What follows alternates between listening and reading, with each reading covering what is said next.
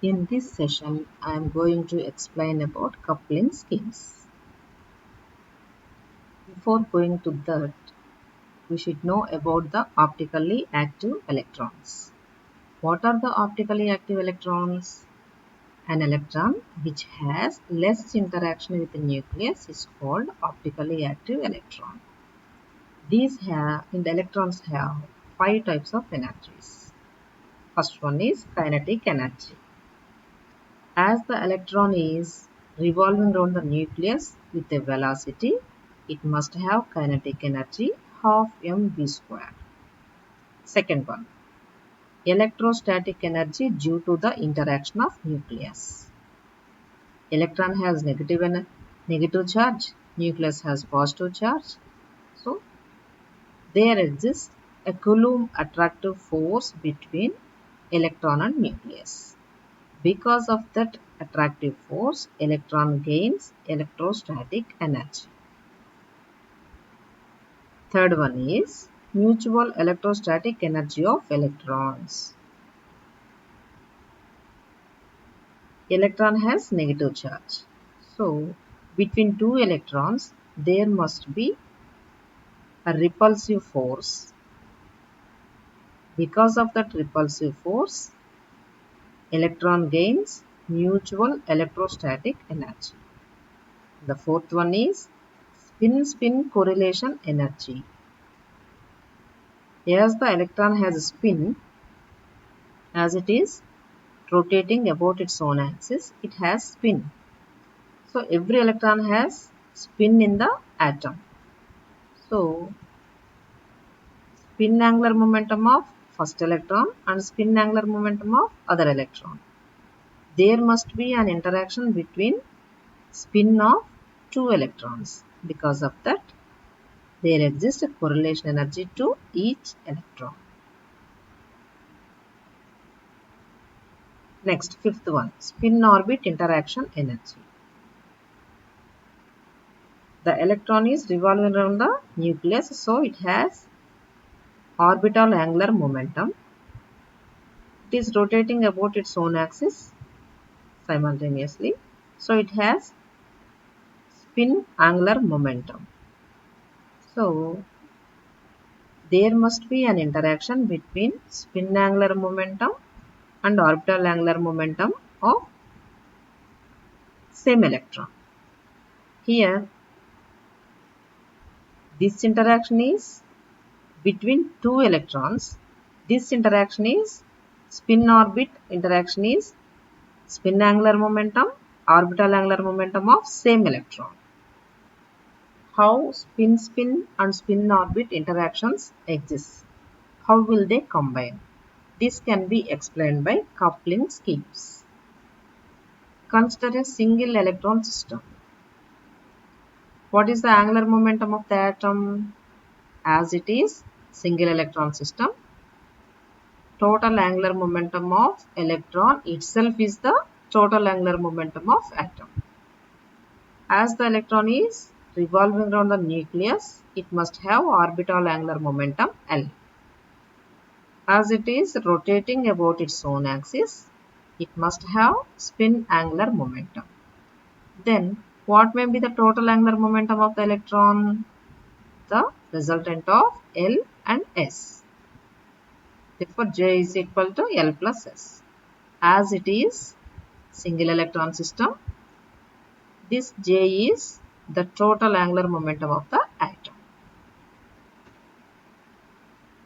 When come to multi-electron system, it is more complicated to calculate the total angular momentum J. Here I have considered on 3-electron system. This is the nucleus. This is 1s orbital. The capacity of 1s orbital is 2 electrons only. This is the first electron. This is the second electron. And this is 2s orbital. There is 1 electron in 2s orbital. So, orbital angular momentum of first electron is L1. Spin angular momentum vector is S1. Total angular momentum of electron is J1. Like that, For second electron, L2, S2, J2. For third electron, L3, S3 and J3. So here orbital angular momentum vectors are L1, L2, L3. Spin angular momentum vectors are S1, S2, S3. How to find the resultant? Here, orbital angular momentum vectors are L1 and L2. Spin angular momentum vectors are S1 and S2. So there may be a chance to interact S1 and S2, and there may be a chance to interact S1 and L1. So spin-spin interaction may be existed, spin-orbit interaction may be existed. Simultaneously, these two interactions exist at a time. But in some situations, spin-spin interaction is more dominant than spin-orbit interaction. In some conditions, spin-orbit interaction is more dominant than spin-spin interaction. Here we have to remember one thing. When spin-spin interaction is existed, obviously spin orbit-orbit interaction must also be there. When spin-orbit interaction is when spin-spin interaction is more stronger when compared to spin-orbit interaction, atom goes for LS coupling to create the total angular momentum. When spin-spin interaction is weak when compared to spin-orbit interaction, atom goes for JJ coupling. LS coupling scheme. It is frequently occurring coupling scheme. It can be observed in light atoms. As it is developed by Russell and Sanders, it is also called as RS coupling scheme. Russell-Sanders coupling scheme. In this coupling scheme, all the orbital angular momentum vectors will combine to form the total orbital angular momentum vector L of the atom. All the spin angular momentum vectors will combine to form the total spin angular momentum of the atom. Then these two vectors will combine to form total angular momentum of the atom. This is total orbital angular momentum vector L. This is total spin angular momentum vector S. These two will combine to form J.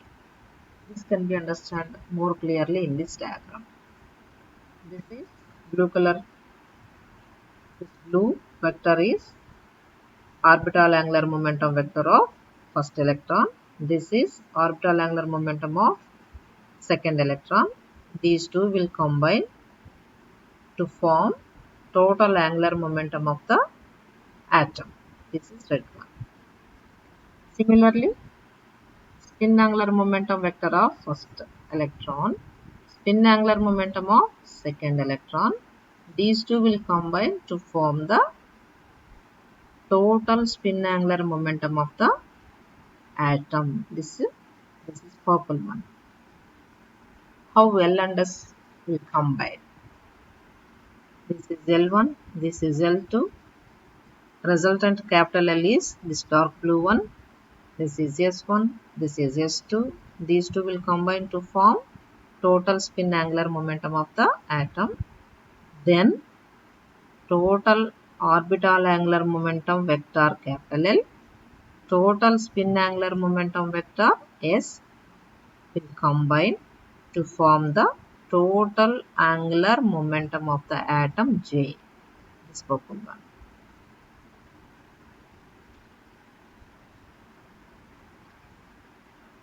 Consider two electron system. This system has two electrons. So one electron is, there may be two conditions. One electron is clockwise direction and one electron has spin in anti-clockwise direction. So it has spin plus half, it has spin minus half. Therefore total spin is half minus half 0. Or otherwise, both the electrons have same spin, plus half and plus half. Both are in clockwise direction. Therefore, total spin of the atom is half plus half 1. Consider 3 electron system. Here 3 electrons have clockwise spin. So, total spin is half plus half 3 by 2. Here 2 electrons have clockwise spin and the third electron is in anti-clockwise spin. Therefore, total spin is half plus half minus half. So, total spin is half. Here 4 electron system. If all the electrons have clockwise spin, total spin is 2. 4 halves 2. If 3 electrons have clockwise spin and the fourth electron has anti-clockwise spin, total spin will become 1. If 2 electrons have clockwise spin and 2 electrons have anti-clockwise spin, then total spin of the system will become 0. Here see, for 2 electron system, either the total spin is 0 or 1. In 3 electron system, either the total spin is 3 by 2 or 1 by 2. 4 electron system, total spin is either 0 or 1 or 2. What we can observe from this table? For even number system electron systems, spin is an integer. For odd number electron system, spin is half integer. JJ coupling. This is rare coupling and it can be observed in heavy atoms. In this coupling scheme, spin-orbit interaction is more stronger than spin-spin interaction. So, this is orbital angular momentum vector L1 of the first electron. This is spin angular momentum vector of first electron. So, these two will combine to form J1, the total angular momentum vector of the first electron. Like that. Orbital angular momentum of second electron, spin angular momentum of second electron will combine to form the total angular momentum of second electron. Then J1 and J2 will combine to form the total angular momentum of the atom. You can see in this diagram. This is L1, this is S1. These two will combine to form J1. This is L2, this is S2. These two will combine to form J2. Then this J1 and this J2 will combine to form total angular momentum of the atom, capital J, this green one. So, we can write this as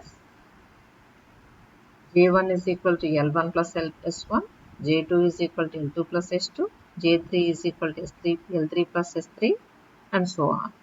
Then, all these total angular momentum vectors of individual electrons will combine to form the total angular momentum of the atom. This is all about couplings.